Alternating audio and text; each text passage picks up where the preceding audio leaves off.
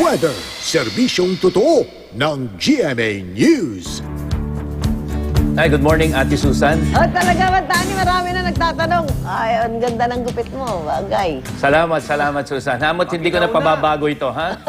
Good morning, mga kapuso. Maayos ang panahon. Asahan natin dito sa Metro Manila ngayong araw ng Martes. At ayon sa Metro Weather, may mga pagulan dito po sa Metro Manila. Yan ay pagdating ng tanghali hanggang sa hapon, 60% at magtutuloy-tuloy yung tsansa ng mahinang ulan lang naman, mga kapuso, hanggang sa gabi. At ating maximum temperature, posibleng pumalo ng 30 degrees Celsius.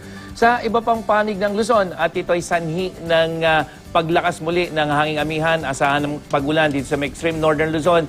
Diyan po sa northern at central Luzon, lalong-lalo na pagdating sa hapon. At dahil naman sa easterlies na nakakapekto dyan sa silangang bahagi ng bansa, lalo na dyan sa may Luzon, sa hapon inaasahan yung mga pagulan dyan sa may Cordillera, hanggang dyan sa may Southern Luzon, lalo na sa Bicol Region, pagdating ng hapon, at ilang bahagi ng Mimaropa, Mindoro, at dyan sa may Romblon provinces.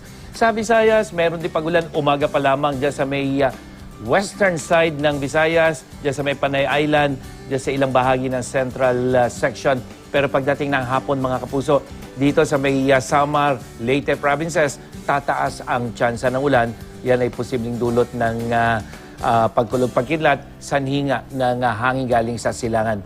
At sa Mindanao, may mga pagulan din sa eastern section, dyan sa Rio ng Caraga at Davao.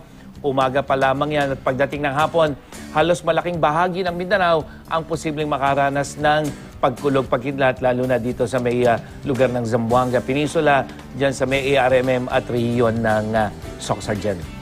Yan ang latest mula sa GMA Weather. Kung may tanong kayo, mga kapuso, mag-post lang sa aming Facebook page gamit ang hashtag na magtanong kay Mang Tani. Ako po si Nathaniel Cruz, magplano para sigurado. I am ready. Serbisyong totoo ng GMA News.